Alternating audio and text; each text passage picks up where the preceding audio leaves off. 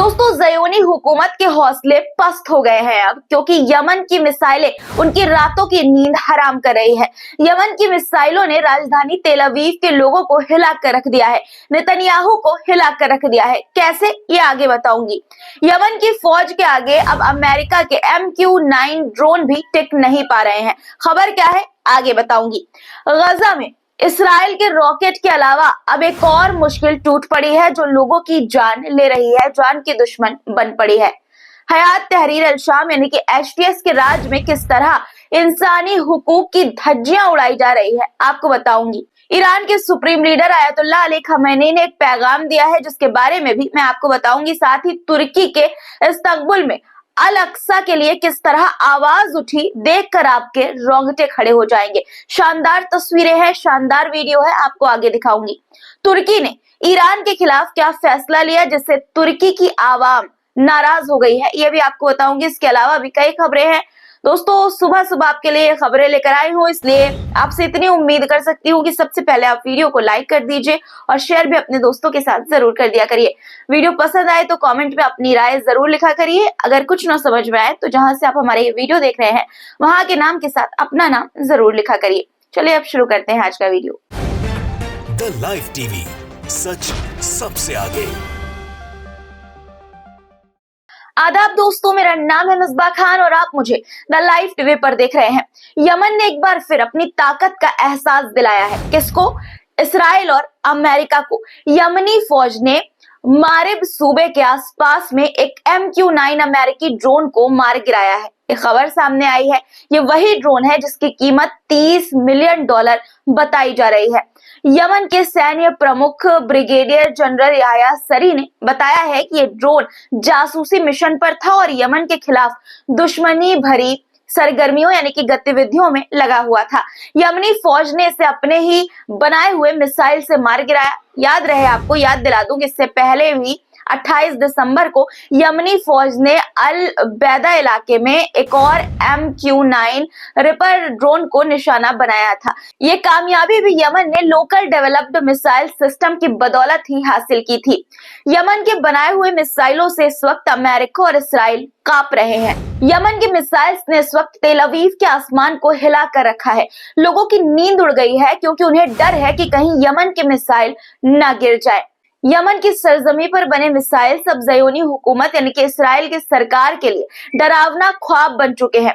दोस्तों पिछले 10 दिनों में यमन ने कम से कम 13 ऑपरेशंस को अंजाम दिया है जो इसराइली मिलिट्री ठिकानों को निशाना बनाकर गजा में मजलूम फिलिस्तीनी आवाम के साथ हमदर्दी का इजहार कर रहे हैं। इन हमलों की खास बात यह है कि ये सभी लंबी दूरी के मिसाइलों से किए गए हैं। यमन ने इतने खतरनाक मिसाइल्स कैसे बनाए, कैसे एक जंगज़दा मुल्क यमन ने अपनी घरेलू टेक्नोलॉजी से इसराइल को घुटनों पर लाने की कोशिश की है, चलिए आपको बताती हूँ। दोस्तों न्यूयॉर्क टाइम्स की एक रिपोर्ट में यह खुलासा किया गया है कि यमन के मिसाइल हमले अब इसराइली कब्जे वाले इलाकों में रहने वालों की नींद हराम कर रहे हैं। यमन जो खुद एक दशक से जंग और गरीबी का शिकार है, अब अपनी मिसाइल टेक्नोलॉजी से दुनिया को हैरत में डाल रहा है। पश्चिमी मीडिया अक्सर यमन की ताकतवर मिसाइल्स को ईरान की मदद बताते हैं, लेकिन सच्चाई कुछ और है। यमन ने अपनी जरूरत और मजबूरी के तहत खुद इन मिसाइलों को विकसित यानी कि डेवलप किया है। दोस्तों 2015 में यमन ने अपनी missile research and development centre की भी स्थापना की थी। इसी के तहत यमन ने अपने संसाधनों का बेहतरीन इस्तेमाल करते हुए खतरनाक मिसाइल और ड्रोन तैयार किए। इनमें hypersonic ballistic missiles, Quds 4 cruise missile, Y2 और समद 3 जैसे ड्रोन शामिल हैं। ताज्जुब की बात यह है दोस्तों कि यमन ने ये सारी तरक्की ऐसे वक्त में की है जब वो पश्चिमी ताकतों और सऊदी इमदाद वाली जंग का सामना कर रहा था। पहले इन्होंने पुरानी सोवियत मिसाइल्स और नॉर्थ कोरियन सग्स को अपडेट किया, फिर धीरे धीरे उन्होंने घरेलू टेक्नोलॉजी से नई मिसाइल्स तैयार की। यमन ने मीडियम रेंज बैलिस्टिक मिसाइल भी इसके बाद धीरे धीरे तैयार कर ली। कहर एक जैसे मिसाइलों ने साबित कर दिया कि यमन के इंजीनियर्स के पास न सिर्फ दिमाग है बल्कि जुनून भी है। आगे चलकर बदर, बुरकान और हातिम सीरीज ने यमन की ताकत में 4 चांद लगा दिए।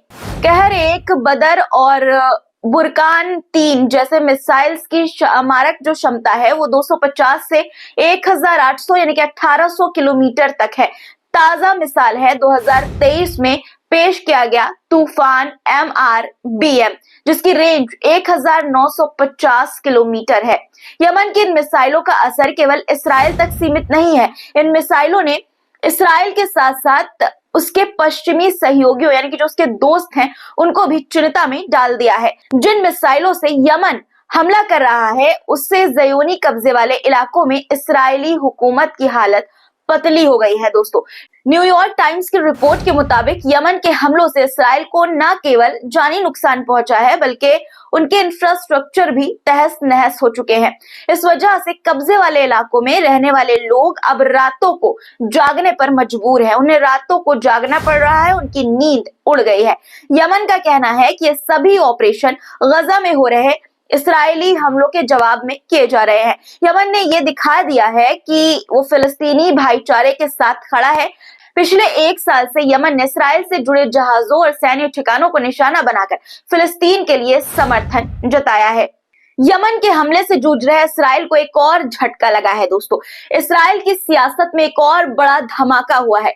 पूर्व युद्ध मंत्री योव गैलेंट ने संसद यानी कि क्नेसेट से इस्तीफा दे दिया है। यह फैसला तब आया है जब उन्हें सिर्फ 2 महीने पहले प्रधानमंत्री बेंजामिन नेतन्याहू ने अपने पद से हटा दिया था। इसलिए यह इस्तीफा सिर्फ एक राजनीतिक कदम नहीं बल्कि एक ऐसी कहानी है जिसमें जंग, सत्ता संघर्ष और इंसानियत पर सवाल शामिल है। योव गैलेंट, जो कभी इसराइल के सबसे ताकतवर मंत्रियों में से एक माने जाते थे, अब क्नेसेट का हिस्सा नहीं है। उनका ये कदम प्रधानमंत्री बेंजामिन नेतन्याहू के साथ उनकी बढ़ती तनातनी के बाद आया है।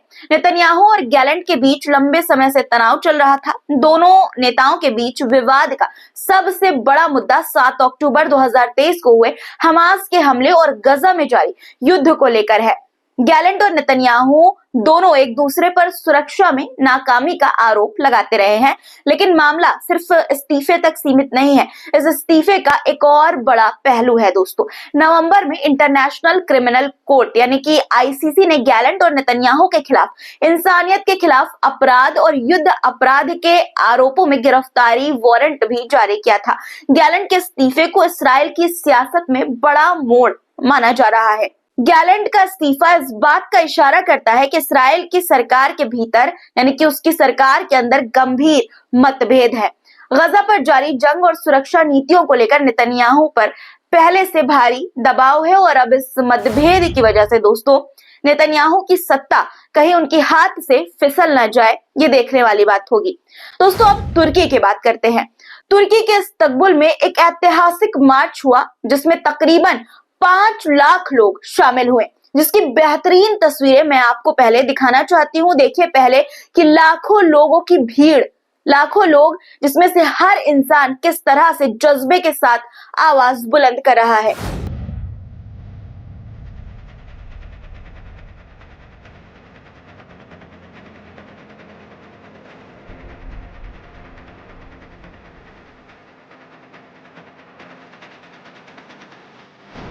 हागिया सोफिया कल, उम्मयाद आज और अलक्सा कल। किनारे के साथ लाखों लोग किस तरह जमा हुए हैं देख सकते हैं आप तस्वीरों में। तुर्की की आवाम का ये संदेश पूरी दुनिया तक गया कि वे फिलिस्तीन की आजादी और अलक्सा की हिफाजत के लिए एकजुट है। ये मार्च इस बात का सबूत है कि अलक्सा सिर्फ एक मस्जिद नहीं बल्कि पूरी दुनिया के मुसलमानों के दिल की धड़कन है। लेकिन तुर्की की सियासत पर सवाल भी दूसरी तरफ उठ रहे हैं। एक तरफ तो तुर्की के लोग फिलिस्तीन की आजादी के लिए आवाज बुलंद कर रहे हैं। इस्तंबुल में अलक्सा के लिए मार्च हो रहा है और दूसरी तरफ तुर्की का दूतावास तेल अवीव में इसराइल को नए साल की मुबारकबाद दे रहा है। दोस्तों, तुर्की का नाम अक्सर फिलिस्तीन और मुस्लिम उम्मत की हिमायती के तौर पर लिया जाता है। इसराइली प्रॉक्सी के पक्ष में खड़े ज़योनी फिलिस्तीनी रिपोर्टर मोत्सेम दलौल और उनके जैसे कई लोगों का यह मानना है कि तुर्की ने सीरिया को आजाद कराया और वही तुर्की एक दिन फिलिस्तीन को भी आजाद कराएगा। लेकिन हकीकत कुछ और ही कहती है, क्योंकि तुर्की तो भाई तेल अवीव में इसराइल को नए साल की मुबारकबाद दे रहा है। अब आप खुद सोचिए, क्या तुर्की वाकई फिलिस्तीन के साथ है या महज एक ये सब दिखावा है? तुर्की का ये रवैया उसकी नियत पर शक पैदा करता है। अब बात करते हैं तुर्की और ईरान के बीच बढ़ते तनाव की। तुर्की ने ईरानी ट्रकों के लिए डीजल पर सब्सिडी खत्म कर दी है, जिससे ईरानी ड्राइवर के लिए ईंधन की कीमत आसमान छू गई है। डीजल की कीमत दोस्तों 60,000 तोमन प्रति लीटर से भी ऊपर हो गई है, जिससे ड्राइवरों को भारी परेशानी हुई। इसके जवाब में ईरान ने तुर्की के ट्रकों को सस्ता डीजल देने से साफ तौर पर इनकार कर दिया। मतलब कि ईरान ने तुर्की ट्रकों को ईंधन देना बंद कर दिया है। तुर्की की नीतियों से आवाम के बीच नाराजगी बढ़ रही है। अब तुर्की के जो ट्रक ड्राइवर्स हैं इस फैसले का वो विरोध कर रहे हैं। एक तुर्की ड्राइवर ने नाराजगी जाहिर करते हुए ये कहा कि तुर्की सरकार ने ईरानी ड्राइवरों के लिए ईंधन की कीमतें बढ़ा दी और इसका नतीजा ये हुआ कि अब ईरान हमारे ट्रकों को ईंधन नहीं दे रहा है। आप देख सकते हैं कि ईरानी ट्रक आसानी से पेट्रोल पंप पर ईंधन भरवा रहे हैं, लेकिन हमें डीजल नहीं मिल रहा है। दोस्तों, फिलिस्तीन के मसले पर तुर्की की जनता एकजुट है, लेकिन उनकी सरकार के दोहरे रवैये ने सवाल खड़े कर दिए हैं। क्या ये नीतियां तुर्की की आवाम और हुकूमत के बीच दूरी बढ़ा सकती हैं और क्या ये कदम तुर्की की अंतर्राष्ट्रीय छवि पर असर डालेगा? आपके इस पर क्या राय है कमेंट में जरूर लिखिएगा। और दोस्तों, आज के लिए फिलहाल इतना ही। अभी तक वीडियो देख रहे हैं और लाइक नहीं किया है तो ये बहुत गलत बात है। फटाफट लाइक करिए, लाइक का बटन प्रेस करिए और साथ ही साथ वीडियो को शेयर भी कर दीजिएगा। फिर मुलाकात होगी आपसे सुबह सुबह एक नया बुलेटिन के साथ। तब तक के लिए अपना रखिए ख्याल। खुदा हाफिज। द लाइव टीवी, सच सबसे आगे।